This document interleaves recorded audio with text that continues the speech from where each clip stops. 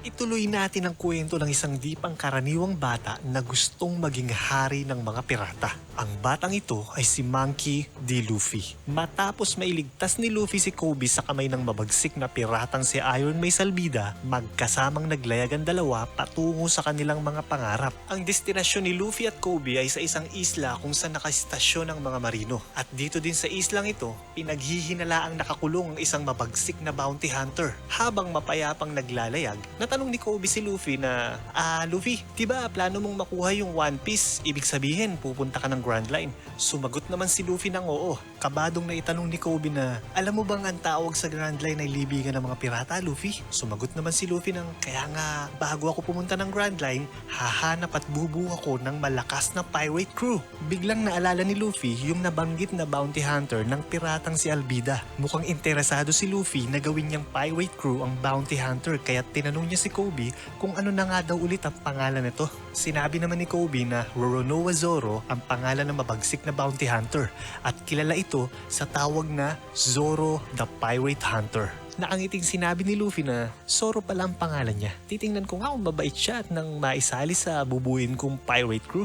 Nagulat naman si Kobe sa plano ni Luffy at sinabi nitong ayon sa mga naririnig niyang balita, si Zoro daw ay isang demonyong halimaw na nagbabalat kayong tao. Ito daw ay parang mabagsik na hayop na walang awang pinapaslang ang mga tinutugis niyang kriminal. Ang huling balita ni Kobe, nahuli daw ng mga marino si Zoro at siya ngayon nakakulong sa istasyon ng mga marino kung saan sila pupunta. Napaisip naman si Luffy sa nakakatakot na description ni Zoro.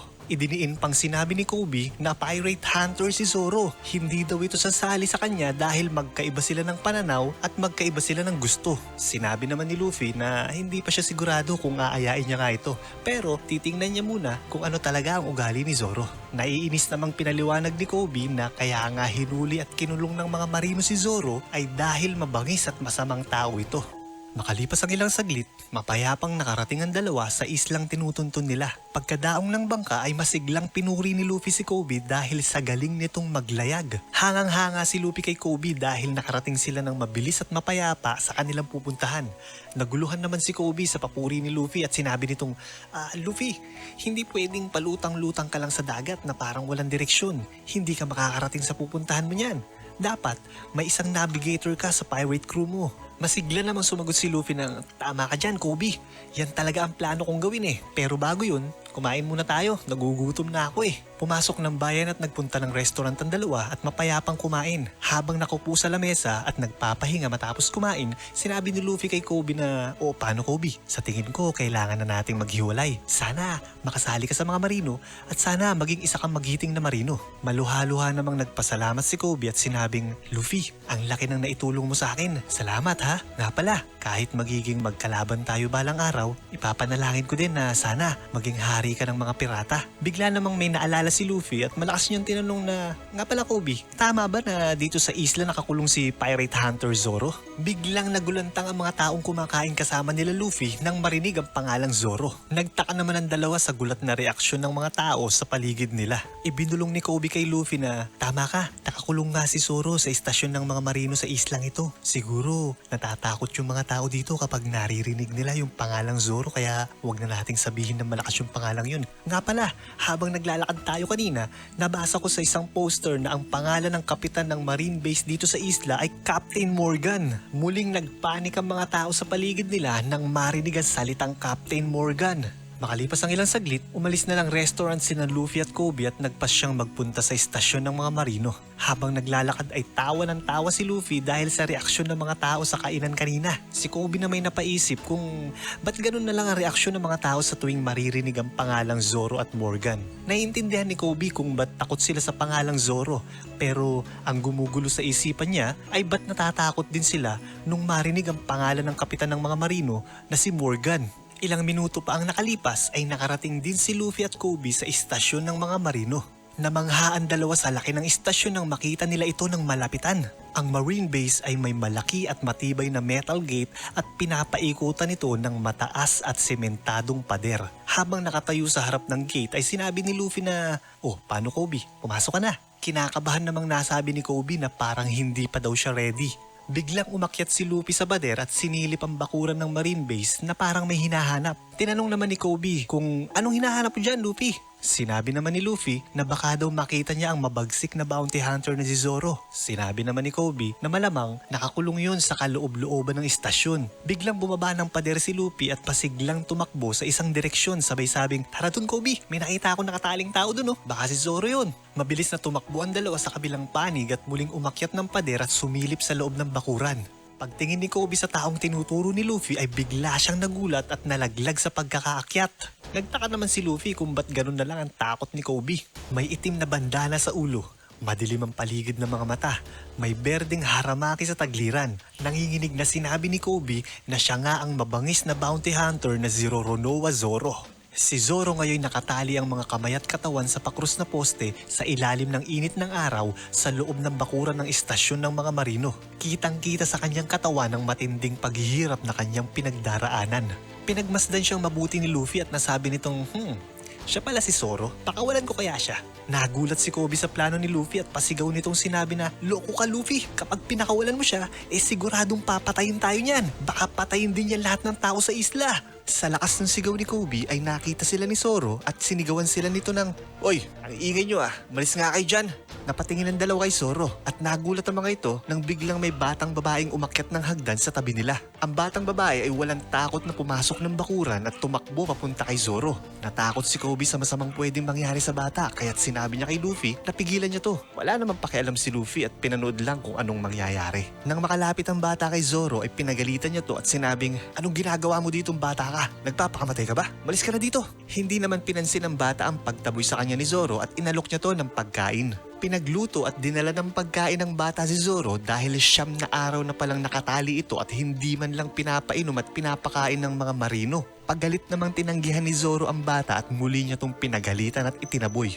Biglang bumukas ang isang gate papasok ng bakuran kung saan nakatali si Zoro at pumasok ang dalawang marino na may kasamang lalaking dilawang buhok na mukhang weirdo. Ang lalaking mukhang weirdo ay ang anak ng kapitan ng mga marino na si Helmepo. Nang makita ni Kobe na may mga dumating ng marino, nawala ang takot nito dahil hindi na malalagay sa panganib ang batang babae sa kamay ng mabagsik na si Zoro. Pagkalapit ni Helmepo kay Zoro ay kinuha nito ang pagkaing daladala ng bata. Walang nagawa ang batang babae. Ngunit nang tikman ni Helmepo ang pagkain ay hindi niya ito nagustuhan kaya't itinapon niya to sa lupa at tinapak-tapakan. Nakaramdam ng galit si Kobe nang makita ang ginawa ni Helmepo sa pagkain. Naawa din siya sa batang babae dahil nasayang lang ang pagkaing pinaghirapang gawin nito. Habang nakaluhod ay maluhaluhang pinagmamasdan ng batang babae ang pagkain ginawa niya na ngayon nababalot na ng dumi at putik sa lupa. Ang walang awang Helmepo, dinagdagan pa ang sakit na nararamdaman ng bata. Mayabang na sinabi nitong, "Alam mo bang malaking kasalanan yung ginawa mo, bata? Ayon sa batas natin, ang mga taong tumutulong sa kriminal katulad nitong si Zoro ay kinukulong at pinapahirapan. Alam mo ba yon? Buti na lang at bata ka pa, mas swerte ka. Kung nasa hustong gulang ka lang kamatayan ang ipaparusa ko sa'yo." Naiyak sa takot ang batang babae dahil sa mga sinabi ni Helmepo. Inutusan ni Helmepo ang kasama niyang marino na ihagis ang bata sa labas ng bakod. Nag-alinlangan namang sundin ng marino ang utos ni Helmepo. Nang makita ni Helmepo na parang ayaw sumunod ng inuutusan niyang marino ay pagalit na sinabi nitong, "Ba't ayaw mong sumunod sa sinasabi ko? Ihagis mo na yung bata. Kapag hindi ka sumunod, susumbong kita sa daddy ko." Natakot ang inutusang marino kaya't sinunod na lang nito ang gusto ni Helmepo. Nag-aalangang binuhat ng marino ang batang babae at napilitang ihagis ito sa kabilang bakod. Mabuti na lang ay sa gawin nila Luffy ihinagis ang bata. Bago bumagsak sa lupa ay nasapo ni Luffy ang bata. Sa kabilang banda, kinausap ni Helmepo si Zoro at sinabi nitong, "Hindi ka pa ba atras sa usapan natin? Ang tibay mo din Sumagot naman si Zoro ng, "1 buwan lang naman, di ba? Kayang-kaya ko to. Kaya panindigan mo yung usapan natin, ha?" Habang naglalakad papalayo kay Zoro ay mapang-asar na sinabi ni Helmepo na, "Oo naman, may isang salita yata to. Basta ang usapan makakalaya ka na kapag nakatagal ka ng 1 buwang nakatali dyan." Pagkalis nila Helmepo ay pinuntahan ni Luffy si Zoro. Nang makita ni Zoro si Luffy ay pagalit na sinabi nitong, "Oh, nandito ka pa pala. Baka maparusahan ka din ng mga marino pag nakita ka nila." Hindi naman pinansin ni Luffy ang pananakot ni Zoro at masigla pa nitong sinabi na, "Alam mo ba, naghahanap kasi ako ng mga pwede kong maging pirate crew." Nang marinig ni Zoro ang sinabi ni Luffy ay nandidiring sinabi nito na, "Pirata? Sa tingin mo ba sasali ako sa mga kriminal na katulad nyo? Lakas din ang tama mo ah. Seryoso namang sinabi ni Luffy na, ano naman problema sa pagiging pirata? Alam mo bang yun ang pangarap ko? Mayabang na sinabi ni Zoro na, sa tingin mo ba kapag pinakawalan mo ako dito sasali na ako sa grupo mo? Nag-iilusyon ka bata, malis ka na nga. Nakangiti namang sinabi ni Luffy na, sa totoo lang, di pa ako sigurado kung aayain kita sa grupo ko Medyo di kasi maganda yung mga sinasabi ng tao tungkol sa'yo. Mayabang namang sumagot si Zoro ng wala akong pakialam sa mga sinasabi ng ibang tao. Tsaka hindi ko kailangan ng tulong mo para makalis dito. May usapan kami ni Helmepo na kailangan ko lang tumagal ng 1 buwan dito tapos papalayain niya na ako kaya umalis ka na. Ibang tao na lang ang kulitin mo. Nang tumalikod si Luffy para iwan na si Zoro ay bigla siyang tinawag nito. Napalingon si Luffy at nakita niya na nakatingin si Zoro sa maduming pagkain nasa lupa. Nakiusap si Zoro na pulutin ni Luffy ang pagkaing madumi at ito'y ipakain sa kanya. Nagulat naman si Luffy sa gustong mangyari ni Zoro ngunit sinunod pa din niya ang hiling nito. Matapos pagtiyaga ang nguyain at lululin ng maduming pagkain ay sinabi ni Zoro na, "Oy pirata, pakisabi mo sa batang babae na kinain ko lahat yung dinala niyang pagkain Pakisabing nagustuhan ko to at maraming salamat." Nangiti at napaisip si Luffy sa ipinakitang respeto ni Zoro. Makalipas ang ilang saglit, si Luffy, si Kobe at ang batang babaeng si Rika ay magkakasamang bumalik sa bayan at nagkwentuhan. Kinwento ni Luffy kay Rika na kinain at nagustuhan ni Zoro ang lahat ng pagkaing dinala niya kanina. Natuwa naman si Rika sa narinig. Napaisip at napatanong naman si Kobe na talaga kayang masama ang ugali ni Zoro tulad ng mga sinasabi ng ibang tao. Pinagtanggol naman ni Rika si Zoro at sinabing, walang masamang ginawa si Mr. Zoro. Nakulong lang siya dahil sa akin. Habang naglalakad kasi ko dati, pinakawalan ng mayabang na si Helmepo yung mga mababangis niyang aso sa kalye. Tapos bigla akong sinugod at gustong kagatin ng isang aso. Pinagtanggol ako ni Mr. Zoro sa mga ngagat na aso pero nasugatan niya yung aso kaya nagalit sa kanya yung hambog na si Helmepo. Kung masasamang tao lang ang usapan, itong si Captain Morgan at yung anak niyang mayabang ang totoong mga masasama. Pinaparusahan kasi nila yung mga tao dito sa amin kahit hindi naman kailangan kaya madaming natatakot sa kanila Habang nakikinig sa kwento ay biglang may narinig na malakas na tawa si Luffy sa malayo. Paglingon ni Luffy ay nakita niyang paparating si Helmepo na may kasamang 2 marino. Mayabang itong naglalakad habang sinasabi sa mga tao na ibaba niyo pa yung mga ulo niyo. Kailangan nire-respeto niyo ako kapag nakikita niyo ako Kung hindi susumbong ko kayo sa daddy ko. Nga pala, makinig kayo mabuti at may anunsyo ko. 3 araw mula ngayon, magkakaroon tayo ng public execution. Bibitayin namin ang bounty hunter na si Roronoa Zoro para gawing ehemplo. Nang marinig ni Luffy ang anunsyo ay nilapitan niya si Helmepo at sinabi nitong, "Oy, di ba may usapan kayo ni Zoro?" Nagtaka naman si Helmepo kung sino ba itong naka-straw hat na nagtatanong sa kanya. Matapos niyang kilatisin si Luffy ay mayabang niyang sinabi na, akala ba ni Zoro tutuparin ko yung sinabi ko? Bobo talaga yung bounty hunter na yun. Akalain mong naniniwalang susunod ako sa usapan namin." Hindi napigilan ni Luffy ang sarili sa galit kaya't bigla niyang sinuntok sa mukha si Helmepo sabay sabing, "Ang sama mong tao, wala kang isang salita." Bulagta ang hambog na si Helmepo. Nagulat ang mga tao sa paligid. Hindi nila akalain na may maglalakas na loob na saktan at kalabanin ang hambog na si Helmepo. Buong lakas na inaawat ni Kobe si Luffy dahil gusto pa nitong bigyan ng isa si Helmepo sa muka. Habang inaawat ni Kobe ay seryosong sinabi ni Luffy na, "Kobe, nakapagdesisyon na ako. Pakakawalan ko si Zoro at aayain ko siyang sumali sa grupo ko." Habang unti-unting umuupo ay pagalit na sinigaw ni Helmepo kay Luffy na, "Pagsisisihan mo tong ginawa mo sa akin. Alam mo bang wala pang nakakasakit sa akin? Kahit yung daddy ko nga hindi ako sinasaktan, tapos ikaw susuntuin mo lang ako. Kilala mo ba kung sinong binabangga mo? Anak ako ni Captain Morgan kaya humanda ka. Isusumbong kita sa daddy ko." Lalong nagalit si Luffy at pahamon nitong sinabi kay Helmepo na, "Huwag kang magtago sa saya ng tatay mo. Tumayo ka dyan at labanan mo ko." Binuhat ng 2 marino ang hindi makatayong si Helmepo at dahan-dahang inakay ito pabalik sa istasyon ng mga marino. Habang iika-ikang naglalakad papalayo si Helmepo ay mayabang pa din itong sinisigaw na, "Humanda ka! Isusumbong kita sa daddy ko!" Nang kumalma na si Luffy ay binitawan na siya ni Kobe. Lumapit ang batang babae kay Luffy at pinuri siya nito dahil sa ipinakita niyang lakas ng loob na kumprontahin si Helmepo. Wala daw kasing makasaway kay Helmepo dahil lahat ng tao sa kanila natatakot sa tatay nito. Nag-aalalang tinawag si Rika ng kanyang ina at sinabing siya'y umuwi na at lumayo sa taong basagulero. Tumakbo si Rika sa kanyang nanay at pumasok na sa bahay. Sinabi ni Luffy kay Kobe na babalikan niya si Zoro para kausapin ito. Takot naman si Kobe sa mga pwedeng mangyari. Sinabi ni Kobe kay Luffy na kapag nalaman ni Captain Morgan ang ginawa niya sa anak nito ay paniguradong buong hukbo ng mga marino ang ipapadala nito para hulihin siya. Hindi naman natakot si Luffy sa mga sinabi ni Kobe. Dumako tayo ngayon sa loob ng opisina sa istasyon ng mga marino. Habang ang kapitay nakaupo sa harap ng bintana at ine-enjoy ang paninigarilyo ay malakas nitong sinabi na, "Sobrang galing ko talaga.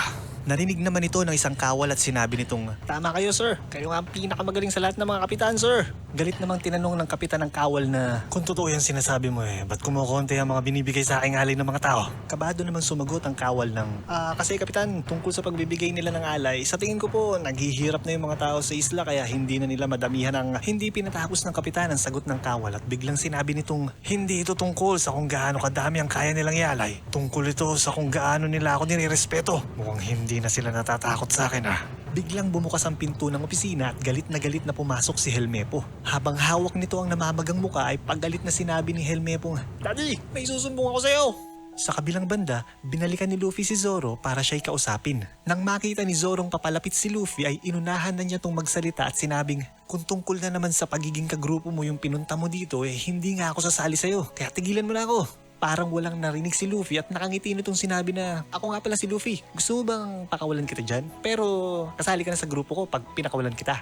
Ano, payag ka?" Naaasar namang sinabi ni Zoro na, "Ay, ang kulit mo din Hindi ka ba nakikinig? Hindi nga ako sasali sa inyo dahil may iba akong planong gawin kapag nakaalis ako dito at wala sa plano kong maging pipitsuging kriminal tulad ng mga pirata." Medyo nasaktan si Luffy sa panlalait ni Zoro tungkol sa mga pirata at sinabi nitong, "Grabe ka naman. Ikaw nga, sabi ng mga tao, demonyo ka daw." Seryoso namang sumagot si Zoro ng, "Tulad ng sinabi ko sa'yo, wala akong pakialam sa sinasabi ng ibang tao. Malinaw sa akin kung anong prinsipyo ko sa buhay at wala akong pinagsisisihan sa lahat ng mga ginawa ko. At labag sa prinsipyo ko na maging kriminal kaya kahit anong pilit mo hindi ako magiging pirata." Napaisip si Luffy at sinabi nitong, "Pero nakapagdesisyon na ako. Kailangan, kasali ka sa grupo ko." Nagalit naman si Zoro at sinabing wala siyang pakialam kung anong napagdesisyonan nito. Biglang tinanong ni Luffy si Zoro ng, "Nga pala, narinig ko na magaling ka daw gumamit ng espada. Totoo ba yun?" Nagtaka naman si Zoro sa biglang pagbabago ng usapan at sumagot ng, "Kung hindi lang ako nakatali dito, papakita ko sa'yo kung gaano ko kagaling sa espada. Kaya lang, kinuha nung hambog na si Helmepo yung mga espada ko. Sana ayos naman yung mga espada. Importante kasi sa akin yun. Kayamanan ko yung mga yun Muling napaisip si Luffy at biglang sinabi na, "Kayamanan pala Alam ko na. Kukunin ko yung mga espada mo tapos kung gusto mong ibalik ko sa'yo yung mga kayamanan mo, kailangan sumali ka muna sa grupo ko." Nanggigigil si Zoro pero wala siyang magawa sa kakulitan ni Luffy. Nagpaalam na si Luffy kay Zoro para hanapin at kunin ang kanyang mga espada. Naguguluhan naman si Zoro kung seryoso ba talaga si Luffy sa gusto niyang mangyari. Balikan natin ngayon ang nagre-reklamong si Helmepo. Sinundan ni Helmepo ang kanyang tatay na nagpunta sa rooftop ng Marine Station. Sa itaas ng istasyon ay inuutusan ng kapitan ng mga kawal na itayo ang isang napakalaking rebulto. Patuloy ang pangungulit ni Helmepo sa kanyang tatay at pagalit nitong sinabi na, "Daddy, ba't hindi mo pa tinutugis yung sumapak sa mukha ko? Isipin mo yun, Daddy. Ang lakas ng loob, sinuntok ako Ikaw nga hindi mo ako sinasaktan tapos siya bigla na lang akong susuntukin." Mahinahon namang sumagot ang kapitan ng, "Alam mo ba kung ba't ni minsan hindi pa kita sinasaktan?" Nagtaka naman si Helmepo sa tanong at agarang sumagot ng, "Daddy naman, syempre, kasi mahal na mahal." Hindi pinatapos magsalita ng kapitan ng kanyang anak at bigla niya itong sinapak sabay sabing, "Hindi kita nasasaktan dahil ayokong magkakasaya ng oras sa'yo. Wala kang kwentang anak at sayang lang ang suntok ko sa'yo." Dilaw ang buhok, matangkad at may matipunong pangangatawan. Ang pangalan ng egotistic at malupit na tatay ni Helmepo ay Marine Captain Axehand Morgan. Tinawag siyang Axehand Morgan dahil may nakakabit na matalim at malaking palakol sa kanang kamay ng kapitan. Lumapit si Captain Morgan kay Helmepo at sinabing, "Wala akong pakialam kung ginagamit mo yung pangalan kong pantakot sa mga tao dito sa isla, pero hindi ko lilinisin yung mga kalat na ginagawa mo. Matanda ka na, tumayo ka sa sarili mong mga paa. Ipapaalala ko lang sa'yo ako yung sobrang galing at nire-respeto sa islang ito, hindi ikaw. Kaya bongo kong anak, huwag mong lokohin yung sarili mo." Naluha na lang si Helmepo nang malamang wala palang pakialam sa kanyang iniidolong ama. Tinanong ni Captain Morgan si Helmepo kung ano daw yung nababalitaan niyang may bubuwit na gustong tumulong sa preso nilang si Zoro. Para matuwa sa kanya ang kanyang tatay, sinabi ni Helmepo na wala na daw problema, na parusahan na daw niya yung bubuwit na tinutukoy niya. Natanong naman ng kapitan kung anong parusa ang ginawa niya sa bata. Parusang kamatayan daw ba?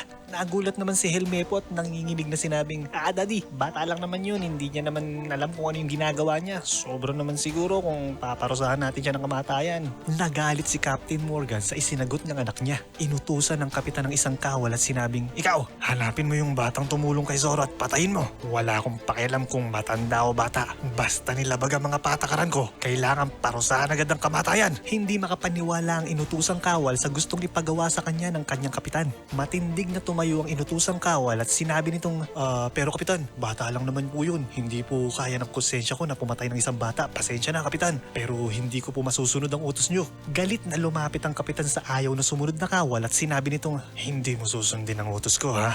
Ano nang ang posisyon mo? Tenyente ka, di ba? At anong posisyon ko? Kapitan ako dito, di ba? Mas mataas ang kapitan sa tenyente, tama ba? Kabado namang sumagot ang tenyente at sinabi nitong tama ang kapitan. Madiin na sinabi ng kapitan sa tenyente na, kung gano'n naman pala, ibig sabihin nun trabaho mo na sundin ako. Kaya kapag inutos ng kapitan sa tenyente na patayin niya yung batang babae, kailangan sumunod ng tenyente. O namang hinihintay mo? Kilos na! Kahit natatakot ay hindi kumilos ang tenyente at matapang nitong sinabi na hindi niya papatayin ng batang babae. Sa galit ng kapitan dahil ayaw siyang sundin ng kanyang inutusan ay walang awa niyang hiniwa ang katawan nito gamit ang kanyang axe hand. Duguan ang tenyente habang nakahandusay sa lapag. Nagulat si Helmepo sa ginawa niyang kanyang tatay. Natataranta naman at hindi alam ng ibang mga kawal kung anong dapat gawin sa tenyenteng nakahandusay. Naglita niya si Captain Morgan at sinabing, ilang taon akong nagpakahirap para lang mapunta sa posisyon na to. Tapos may mas mababa sa akin na hindi susunod sa utos ko? Makinig kayo sa akin! Ang pinaka-importante sa mundo ay kung ano ang ranggo mo. At ako ang may pinakamataas na ranggo sa istasyong ito. Ibig sabihin, lahat ng sasabihin ko dapat susundin ninyo. Kahit napipilitan at dahil sa takot ay sumang-ayon pa din ang mga kawal sa kanilang kapitan. Sinabi ng kapitan na siya na ang tatrabaho sa pagpatay sa batang babae. Kailangan daw niyang turuan ng leksyon ng mga tao sa isla upang mas tumaas pa ang respeto ng mga ito sa kanya. Tumingin ang kapitan sa malaking rebultong kanyang ipinatatayo at muling inutusan ng mga kawal na hilahin ito patayo. Ang rebulto palang kanyang pinatatayo ay hango sa kanyang katauhan. Nasabi ni Captain Morgan na ito daw ang magiging simbolo ng kanyang kagitingan kaya't kailangang nakatayo ito sa pinakatuktok ng istasyon upang ito'y palaging nakikita ng mga tao sa nayon. Sa kabilang banda, nang makarating si Luffy sa harap ng Marine Station ay nagtaka ito dahil walang katao-tao dito. Wala tuloy siyang matanungan kung saan niya makikita si Helmepo. Sa taas naman ng istasyon habang tinatayo ang rebulto ni Captain Morgan ay nagkamali sa paghila ang isang marino at tumama ang kamay ng rebulto sa isang yero. Nakita ni Captain Morgan na nagasgas ang kamay ng rebulto at pagalit na sinigawan nito ang nagkamaling marino. Takot namang humingi ng paumanhin ang nagkamaling marino. Napatingin sa taas ng istasyon si Luffy nang marinig niyang parang may nagkakagulo doon. Napaisip siyang mukhang lahat yata ng tao ay nasa taas kaya nagpasya siyang magpunta din ng rooftop. Pinahaba ni Luffy ang kanyang kamay hanggang mahawakan niya ang tuktok ng istasyon at tumalon siya ng malakas. Nilapitan ni Captain Morgan ang nakagasgas ng rebulto niya at sinabing, alam mo bang napaka-importante ng rebultong yan? Parang ginasgas mo din ako nung ginasgas mo yan. Nagpas siyang parusahan ng kamatayan ni Captain Morgan ng nagkamaling marino. Ngunit nang aatakihin na ni Captain Morgan ang kawawang marino ay bigla nitong napansin na may lumilipad na tao. Nagulat din ang ibang mga marino sa nakitang taong biglang lumipad sa itaas nila. Napalakas ang talon ni Luffy kaya't sumobra siya pero bigla siyang may nakitang tali at hinawakan niya to para makabalik siya sa dapat niyang pagbagsakan. Ngunit ang tali palang nahawakan ni Luffy ay ang taling ginagamit para itayo ang rebulto at dahil sa pagkakahila niya dito, nabitawan ng mga marino ang tali at bumagsak ang rebulto. Nahati sa dalawang rebulto sa lakas ng pagkakabagsak at ang isang kalahati nito ay nalaglag sa ibaba ng istasyon. Maluha-luha si Captain Morgan sa nakita niya. Ang pinakamamahal niyang rebulto ngayon, durug-durug na. Nagulantang ang mga marino sa nangyari. Si Helmepo na may nagulat nang mamukaan niya kung sino yung humila ng tali. Matapos pagmasdan ng mga marino ang wasak-wasak na rebulto ay tiningnan ng lahat kung sino nga ba ang may kagagawa nito. Humingi naman ng pasensya si Luffy sa nagawa niya pero ang galit na si Captain Morgan, inutusan ng mga marino para dakpin si Luffy at walang awa daw niyang papatay nito. Pasigaw ding sinabi ni Helmepo sa tatay niya na siya ang sumuntok sa kanya. Nang makita naman ni Luffy si Helmepo ay pinuntahan niya to at bigla niyang hinila at tumakbo sila papasok ng istasyon. Habang tumatakas sila Luffy, napatingin naman ang isang marino kung saan nakatali si Zoro. Nakita na tong may lumapit kay Zoro at gusto itong pakawalan kaya't dali-dali niyang sinabi ito sa kanyang kapitan. Galit na galit ang kapitan dahil sa kabi-kabilang pagtaliwas ng mga tao sa kanyang patakaran. Pakiramdam tuloy ni Captain Morgan ay wala ng respeto sa kanya ang mga tao kaya't dali-dali siyang bumaba at pumunta kung saan nakatali si Zoro. Si Kobe pa lang lumapit kay Zoro. Tinanong ni Kobe si Zoro kung nagkausap na daw ba sila ni Luffy. Sinabi naman ni Zoro na nagpunta si Luffy sa istasyon ng mga marino para hanapin si Helmepo. Nagulat naman si Kobe at sabing pabigla-bigla talaga kung umaksyon itong si Luffy. Nagpas siyang pakawalan ni Kobe si Zoro at sinabi nitong pakakawalan na kita dahil di tama yung ginagawa nila sa'yo. Nangangamba namang sabi ni Zoro na, "Uy, nahawa ka na yata kay Luffy. Mukhang pabigla-bigla ka na din sa mga ginagawa mo ah. Kapag nahuli ka nilang pinapakawalan mo ko, papatayin ka ng mga marino." Habang tinatanggal ang tali ay matapang namang sumagot si Kobe ng, "Hindi ko na kasi matiis makita yung ginagawang mali ng mga marino dito sa isla. Gusto ko din maging marino pero kapag naging marino ko, hindi katulad ng mga marino dito. Magiging kagalang-galang ako." Nagulat si Zoro dahil bigla na lang bumulagta si Kobe sa lupa. Dumako muna tayo ngayon sa loob ng istasyon kung saan tumatakbo si Luffy habang hinihila niya si Helmepo. Habang tumatakbo, tinanong ni Luffy si Helmepo kung saan niya tinago yung mga espada ni Zoro. Pasigaw namang sinabi ni Helmepo na tumigil siya sa paghila at sasabihin niya kung nasaan ang mga espada. Pagkahinto ni Luffy ay sinabi ni Helmepo na nasa kwarto niya ang mga espada. Nakita naman ng mga marino sila Luffy at sinabing subuko na kung hindi ay pagbababarilin sila. Binuhat ni Luffy at ginawang pananggalang si Helmepo at mabilis na tumakbo sa direksyon ng mga marino. Mabalik tayo ngayon kung nasaan sila Zoro. Habang nakahiga ay napasigaw sa sakit si Kobe nang makita niyang dumudugo ang kanyang kanang balikat. Sinabi ni Zoro kay Kobe na umalis na siya dahil paparating na yung mga marino. Ayaw naman siyang iwan ni Kobe dahil hindi pa niya natatanggal ang mga tali nito. Sinabi ni Zoro na wag mo na akong alalahanin. Ilang araw na lang naman at makakalaya na ako dito eh. May usapan kami ni Helmepo kaya umalis ka na. Unti-unting umupo si Kobe at sinabi niyang walang planong tumupad sa usapan niyo si Helmepo, Zoro. Kanina, sinabi niya sa mga taong bayan na bukas daw ay naka-schedule kang bitahin sa plaza. Pero nung malaman ni Luffy si Helmepo ay walang isang salita, sinapak niya to sa muka. Nagulat si Zoro sa mga sinabi ni Kobe. Nakiusap si Kobe kay Zoro at sinabing, "Zoro, pwede bang kapag pinakawalan kita dito, tulungan mo si Luffy? Hindi kita pipiliti maging pirata. Gusto ko lang natulungan mo siya dahil malaki ang utang na loob ko sa kanya. Alam kong malakas ka.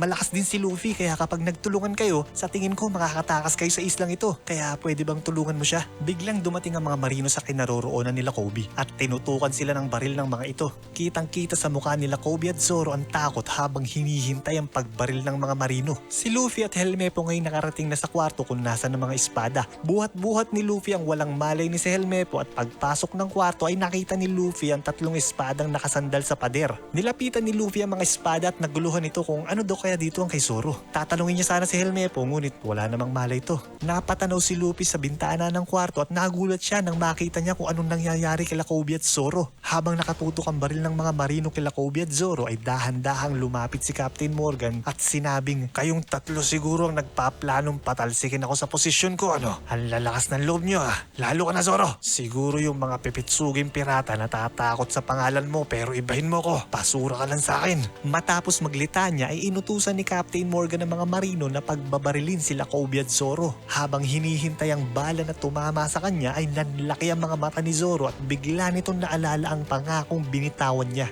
Balikan natin saglit ang nakaraan ni Zoro noong siya'y bata pa at nag-iensayo sa isang samurai dojo. Isang hapon sa bakuran ng dojo ay may naganap na duelo. Panalo na naman si Kuina sa laban nila ni Zoro. Simula nang sumali si Zoro sa dojo ay ni minsan hindi pa niya natatalo si Kuina sa larangan ng espada. Hindi naman sa mahina at hindi magaling sa paggamit ng espada si Zoro. Ang totoo nga, siya ang pinakamagaling sa lahat ng estudyante sa kanilang dojo, pwera lang sa isang tao. Sadyang iba lang talaga ang galing ni Kuina pagdating sa larangan ng espada. Matapos ang duelo ay sinabi ni Kuina kay Zoro na kahit dalawang espada pa ang gamitin niya, hindi pa din siya mananalo sa kanya. Nagalit naman si Zoro at ang kanyang mga kaibigan sa pagmamayabang ni Kuina. Nang makita ng guro na natalo na naman si Zoro ay kinausap niya ito at sinabing mag-practice lang at balang araw ay mananalo din siya kay Kuina. Galit namang sinabi ng isang estudyante sa kanyang guro na baka daw kaya magaling si Kuina ay may tinuturo siya sa kanya na hindi niya tinuturo sa iba dahil anak niya ito. Hindi naman daw patas kung ganun. Sinabi naman ng guro na kung ano yung tinuturo niya sa anak niya, yun din ang tinuturo niya sa mga estudyante niya.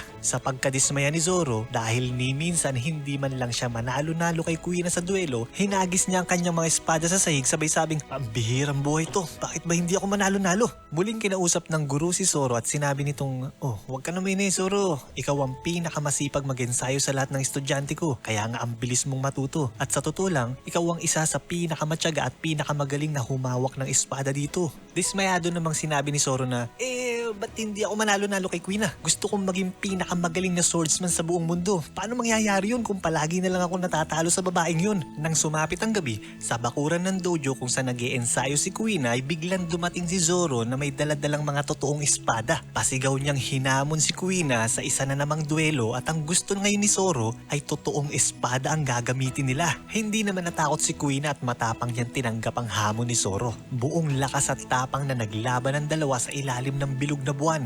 Makalipas ang ilang saglit, natapos ang laban at si Zoro ay talo na naman. Naiyak at napasigaw na lang si Zoro dahil sa sakit ng pagkatalong naramdaman nito. Matapos pagmasdan ni Queen ang pagkadismayado ni Zoro, naupo ito sa isang tabi at sinabing, "Ako dapat ang naiinis, hindi ikaw." Nagulat naman si Zoro sa narinig. Dahan-dahan siyang tumayo at nakinig ng mabuti sa mga salita ni Queen. Maluhaluhang sinabi ni Queen kay Zoro na, "Alam mo ba Zoro, ang mga babae habang tumatanda humihina. Kaya darating ang araw, lahat kayo magiging mas malakas sa akin. Palagi kitang naririnig na sinasabi mong gusto mong maging pinakamagaling na swordsman sa buong mundo. Alam mo bang yun din ang pangarap ko? Kaya lang pinanganak akong babae. Malas lang, hindi na mangyayari sa akin yun. Kaya ang swerte mo Zoro. Sana nga naging lalaki na lang din ako." Pasigaw namang sinabi ni Zoro na, "Anong pinagsasasabi mo, Queen? Hindi nga ako manalo-nalo sa'yo tapos sasabihin mo swerte ako? Alam mo bang pagmulat pa lang ng mga mata ko, nag-iensayo na ako hanggang makatulog ako dahil matagal ko nang pinapangarap na matalo ka. Tapos sasabihin mo na pagdating ng araw, hihina ka at tsaka lang kita matatalo? Aba, minamaliit mo ba ako? Hindi naman yata tama yan, Queen."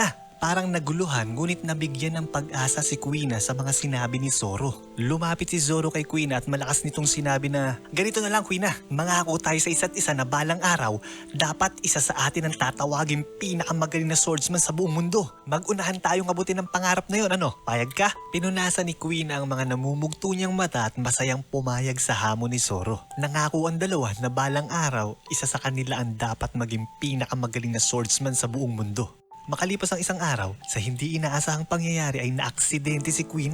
Ang balita ay nalaglag siya sa hagdan at biglaan ang kanyang pagkamatay. Hindi makapaniwala si Zoro sa bilis ng pangyayari. Nung isang gabi lang ay masayang nangangarap ang dalawa ngunit sa isang iglap, ngayon wala na si Queen. Lumapit si Zoro sa tatay ni Queen at hiniling nito na kung pwede ay ibigay na lang sa kanya ang pinakamamahal na espada ni Queen. Pumayag naman ang nagluluksang guro sa kahilingan ng batang si Zoro. Matapos ibigay kay Zoro ang espada ni Queen ay sinigaw ni Zoro na, "Pinapangako ko na tutuparin ko ang napag-usapan natin, Queen. Ako ang magiging pinakamagaling na swordsman at sisiguraduhin ko na hanggang langit maikilala ang pangalan ko." Muli tayong bumalik sa kasalukuyan. Inutusan ni Captain Morgan ng mga marino na barilin sila Kobe at Zoro. Habang hinihintay ang bala na tumama sa kanya ay nanlaki ang mga mata ni Zoro at bigla nitong naalala ang pangakong binitawan niya. Nang makita ni Luffy ang sitwasyon nila Kobe at Zoro ay tumalo nito mula sa kwarto ni Helmepo para puntahan sila. Bago pumutok ang mga baril ay biglang dumating si Luffy at itinaas niya ang kanyang mga kamay upang harangan ng mga bala na dapat kila Kobe at Zoro tatama. Fire! Malakas na sigaw ni Captain Morgan. Nagulat na may halong awa si Kobe at Zoro dahil lahat ng balang dapat para sa kanila sinapo ng katawan ni Luffy. Nagulat din si Captain Morgan at ang mga marino sa biglang pagharang ni Luffy kila Kobe at Zoro. Dahil sa dami ng balang tumama sa katawan ni Luffy, akala ng lahat ay mamamatay na to. Ngunit nabigla sila nang makitang tumalbog pabalik sa mga marino ang lahat ng balang tumama sa kanya. Hindi pala ito tinatablan ng bala. Dahil ang katawan ni Luffy ay gawa sa goma na kaya nitong pabalikin ang mga balang tumama sa kanya. Lumuwa ang mata ni Captain Morgan sa nakita. Humagakgak naman ang tawa si Luffy sa saya dahil sa bingit ng kamatayan ay nailigtas niya ang dalawa. Habang gulat na gulat sa nakita ay pasigaw na tinanong ni Zoro si Luffy na, "Sino ka ba talaga?" Humarap naman sa kanya si Luffy at masiglang sinabi nito na, Ako ang magiging hari ng mga pirata." Lumapit si Luffy kay Zoro at pinakita nito ang tatlong espada. Sinabi niyang hindi niya alam kung ano ang sa kanya dito kaya't kinuha na lang niya lahat ng ito. Sinabi naman ni Zoro na 3-sword style ang tawag sa estilong gamit niya kaya kanya daw lahat ang tatlong espada. Humarap si Luffy sa mga aligagang marino at sinabi niya kay Zoro na, "Zoro, kapag tinulungan mo akong kalabanin ng mga marino ngayon iisipin nila na magkasama na tayo. Pwede rin namang sundin mo na lang yung batas nila dito. Hahayaan na lang kita dyan, papatayin ka nga lang nila. So anong plano mo?" mo ngayon? Tumingin si Zoro kay Luffy at nakangiting sinabi na, "Ha, kung yun lang ang pagpipilian ko, ayoko mamatay dito nang hindi man lang lumalaban. Kaya sige, sasali na ako sa grupo mo." Napataas ang kamay ni Luffy sa saya. Si Zoro ang kauna-unahang sumali sa Straw Hat Crew na binubuo niya. Ang mga marino ngayon gulong-gulo at nagtataka. Sinabi ni Captain Morgan sa kanyang mga kasama na ang naka-straw hat na lalaki daw ay mukhang nakakain ng sinumpang prutas kaya ito'y hindi tinatabla ng bala. Nang makitang pinapakawalan ni Luffy si Zoro, inutusan ni Captain Morgan ng mga marino na sugudin ang mga to. Sinabi ng kapitan na kung hindi tumatalab ang bala, espada ang gamitin nila at subukang hiwain ang taong goma. Nilabas ng mga marino ang kanilang espada at tumakbo papunta kila Zoro. Nahihirapan naman si Luffy kalagin ang pagkakatali ni Zoro. Nang magkaroon ng malay si Kobe ay nakita niyang papalapit na ang mga naka-espadang marino. Nang matanggal ni Luffy ang tali sa isang kamay ni Zoro ay bigla niyang binigay lahat ng espada nito. Inabutan ng mga marino sila Luffy at sabay-sabay silang inatake ng mga to. Kabadong-kabado si Kobe sa nakita. Ang mga marino ay buong lakas na pinaghahampas sila Luffy. Ngunit bago sila matamaan ay nakawala si Zoro sa pagkakatali at gamit ang tatlong espada, hinarang niya lahat ng atake ng mga marino sa kanila. 2 espada sa magkabilang kamay at isa naman sa bibig. Ito ang tinatawag niyang three-sword style. Nagulat si Captain Morgan, si Kobe, pati na din si Luffy sa ipinamalas na galing ni Zoro. Nanginginig sa takot at walang kumikilos sa mga marinong hinarang ni Zoro dahil sinabihan ni Zoro ang mga to na ang unang gagalaw hindi na daw sisikatan ng araw. Habang nakahintuan lahat, kinausap ni Zoro si Luffy at sinabi niyang, "Paano ba yan Luffy? Mukhang sigurado ng kasali ko sa pirate crew mo. Pero pakinggan mong mabuti itong sasabihin ko. May pangarap akong kailangan abutin Luffy. Ang maging pinakamagaling na swordsman sa buong mundo. Kung darating ang panahon na ang pagiging miyembro ng grupo mo ay magiging hadlang sa pangarap ko, pagsisisihan mong sinali mo ko." Masaya naman sinabi ni Luffy na yun pala ang pangarap mo. Tamang-tama, dahil ako ang magiging hari ng mga pirata, syempre gusto kong kasama ang pinakamagaling na swordsman sa buong mundo. Ayos, saktong-sakto ka sa grupo ko. Nagalit si Captain Morgan dahil hindi kumikilos ang mga marino kaya't sinigawan niya ang mga to na ituloy ang pag-atake kila Zoro. Ngunit bago muling makagalaw ang mga marino ay inutusan ni Luffy si Zoro na yumuko at biglang inatake ni Luffy ang mga kinakabahang marino.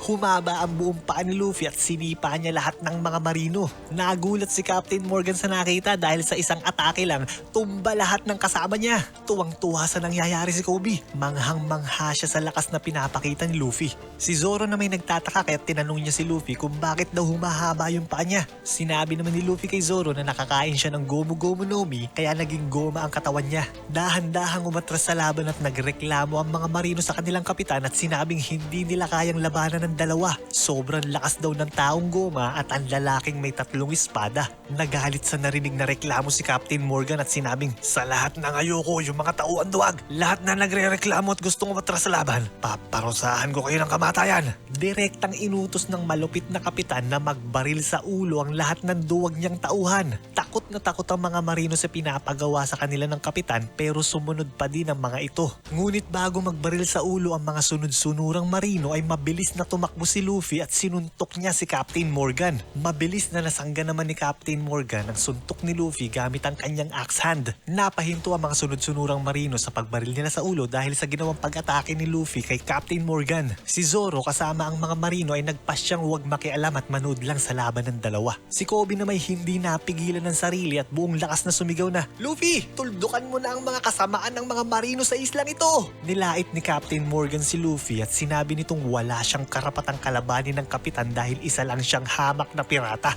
Matapos ipagmayabang ng kapitan ang kanyang posisyon sa buhay ay inatake nito si Luffy. Gamit ang kanyang matalim na axe hand, hinampas niya si Luffy ngunit mabilis namang nakaiwas ito. Nagulat si Kobe sa lakas ng atake ni Captain Morgan. Nahiwa ang malaking bato sa lakas ng hampas na ginawa nito. Si Luffy naman ang sumunod na umatake. Buong lakas na sinipa niya sa mukha si Captain Morgan. Hindi nakaiwas ang kapitan kaya't bumulagta ito sa lakas ng sipa. Habang unti-unting tumatayo si Captain Morgan ay muli siyang sinugod ni Luffy. Ngunit mabilis na nakabangon si Captain Morgan at bago makaabot si Luffy sa kanya ay inunahan niya na itong hampasin ng kanyang axe hand. Pero mabilis ang reaksyon ni Luffy kaya't bago siya matamaan, pinaikot niya ang kanyang katawan sabay sinipa niya ulit sa mukha si Captain Morgan. Bulag Punta ulit sa lupa ang kapitan. Nagulat si Kobe at ang mga marino. Hindi sila makapaniwalang bugbog sarado kay Luffy ang matipuno at mabagsik nilang kapitan. Habang nakabagsak sa lupa, hinawakan ni Luffy sa kwelyo ang kapitan at bago niya suntukin ito ay sinabihan niyang sinisira niyong pangarap ni Kobe. Ikaw at ang mga marino dito. Ngunit bago masuntok ni Luffy si Captain Morgan ay nabaling ang atensyon niya sa biglang sumigaw ng "Itigil mo yan!" Pero hindi pa rin nagpapigil si Luffy at binigyan niya ng isa sa mukha si Captain Morgan. Sa lakas ng suntok ay nawalan ng malay ang kapitan. Muling sumigaw si Helmepo ng "Sinabi nang itigil mo yan eh! Babarilin ko tong batang nakasalamin kapag di ka pa tumigil dyan!" Nagulat ang mga marino sa biglang pang-hostage ni Helmepo. Matapang namang sinabi ni Kobe na Luffy, huwag mo silang payagang manalo dahil sa akin.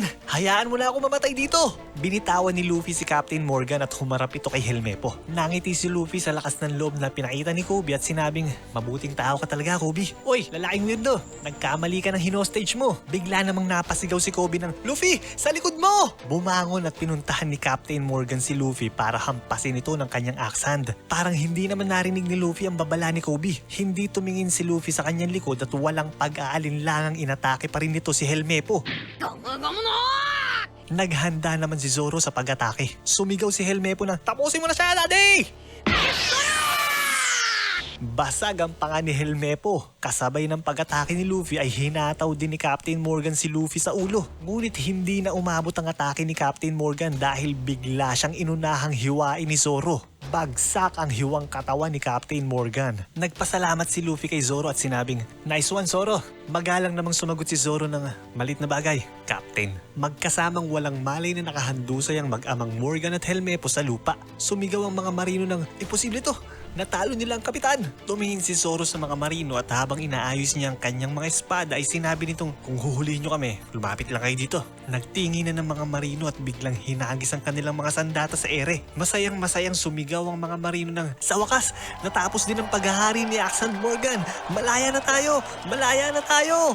Kitang-kita sa mukha ng mga marino ang saya ng pagiging malaya sa hindi magandang pamumuno ng kanilang kapitan. Nagtaka naman si Luffy, ang kapitan nila'y natalo pero grabe ang pagbubunyi ng mga marino. Bigla namang naunawaan ni Kobe ang sitwasyon. Naintindihan niya na ang mga marino sa isla ay hindi naman sadyang masasama. Sumusunod lang sila sa diktador nilang kapitan dahil sa takot. Nang mapansin ni Zoro na wala ng panganib sa paligid, naramdaman nito ang lahat ng pagod ng kanyang pinagdaanan at bigla na lamang siyang natumba at nawalan ng malay. Nagulat si Kobe at Luffy at dali-dali nilang pinuntahan si Zoro at ito'y kanilang inakay. Makalipas ang ilang saglit, nagpunta sila Luffy, Kobe at Zoro sa bahay nila Rika upang magpahinga. Bilang pasasalamat, pinatuloy at pinagluto ng nanay ni Rika ang tatlo upang makabawi ng lakas ang mga to, lalong-lalo na si Zoro. Habang nasa hapagkainan ay natalong ni Zoro si Luffy kung ano na ang susunod nilang gagawin.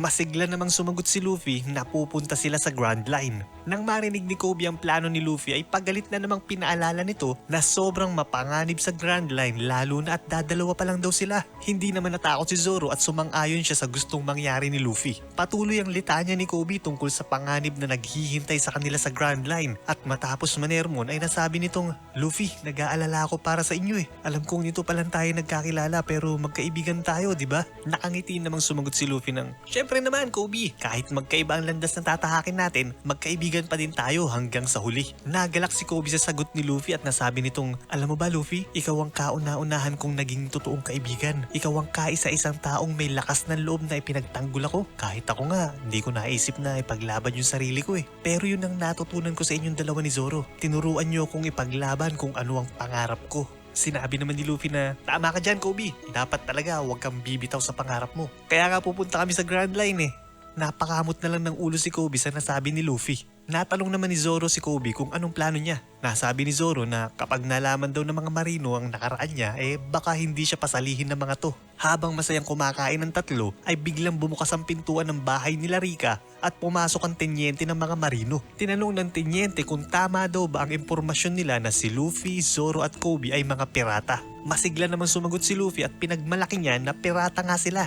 Nagpasalamat ang tinyente at sinabing malaki ang utang na loob ng lahat ng mga marino sa isla pati ang mga tao dito dahil sa ginawa nilang pagpuksa sa malupit na pamamahala ng mag-amang Morgan at Helmepo. Ngunit bilang isang marino daw, responsibilidad nilang hulihin ng mga pirata at huwag hayaang mamalagi ito sa kanilang isla. Nagpaumanhin at magalang na sinabi ng tinyente na pasensya na kayo pero nakikiusap akong umalis na sana kayo sa islang to at bilang pasasalamat hindi namin ire-report sa nakatataas ang pagpunta nyo dito.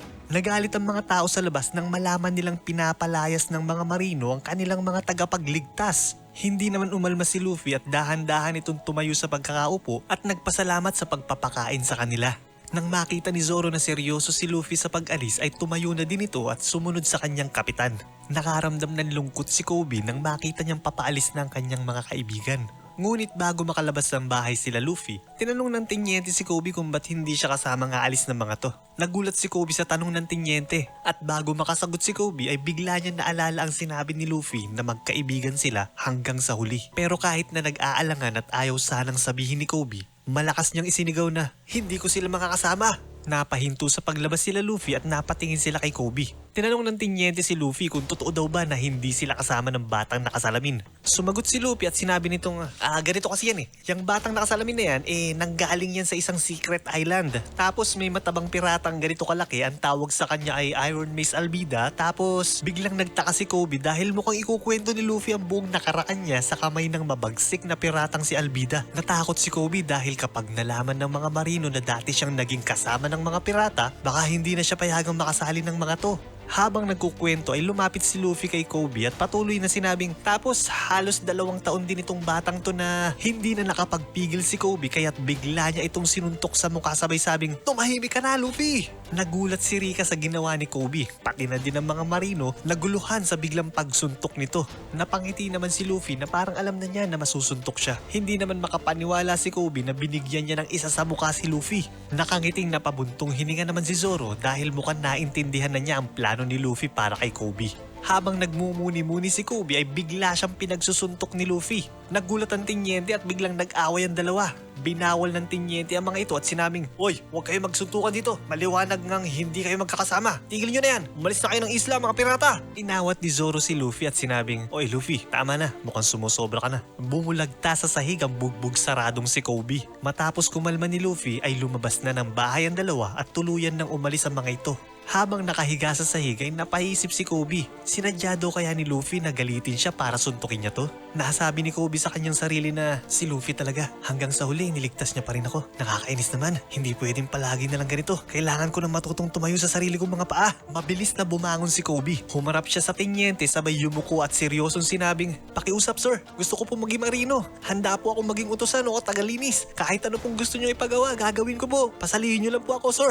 Habang kabadong naghihintay si Kobe ng isasagot sa kanya ng tinyente, ay biglang sinabi ng isang marino na, "Tinyente, di po yata magandang ideya na pasalihin natin yan. Kilatisin po muna natin mabuti kung anong background ng batang yan. Madalas po kasing nagtatanim ng espiya ang mga pirata sa hukbo natin." Nagulat naman si Kobe sa pagtutol ng isang marino sa pagsali niya. Saglit siyang pinanghinaan ng loob pero hindi niya pinayagan ang kanyang sarili na bumalik sa pagiging duwag at mahina. Kaya't malakas niyang isinigaw na, "Maniwala kayo sir, hindi ako pirata. Seryoso ako na gusto kong maging isang magiting na marino sir." Nagulat sa ipinakitang dedikasyon ni Kobe ang tinyenteng marino at ito'y napaisip. Lumapit ang tinyente kay Kobe at sinabing, "Marami na kaming namatay na mga kasamahan dahil sa mga pirata. Kaya wag mong iisiping madali lang ang pagiging isang pirata. Sige, tanggap ka na." Tuwang-tuwa si Kobe nang marinig na tanggap na siya, kaya't sumaludo siya sa tinyente at malakas na nagpasalamat. Si Luffy at Zoro ngayon nasa daungan na at inaayos ang bangkang gagamitin nila. Habang nag-aayos ay nasabi ni Zoro na ayos din yung pag-alis natin kanina. Nag-aalit yung mga tao dahil nanggulo ka pa. Pero gano'n naman yata talagang iwan ng mga pirata yung isang lugar, di ba? Masaya naman sumagot si Luffy ng gano'n nga yata talaga kapag mga pirata.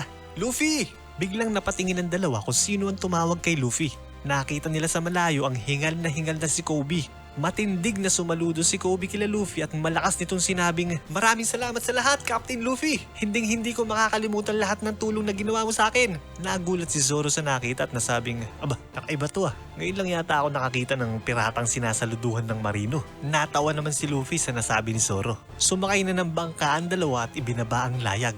Habang papalayo sila Luffy sa daungan ay biglang may sumigaw ng "Attention!" Nagulat si Kobe. Ang mga marino sa isla ay biglang sumaludo kila Luffy kasama niya. Habang nakasaludo ay sinabi ng tinyente kay Kobe na maswerte ka sa mga kaibigan mong mababait, marino. Sumang-ayon naman si Kobe sa sinabi ng tinyente.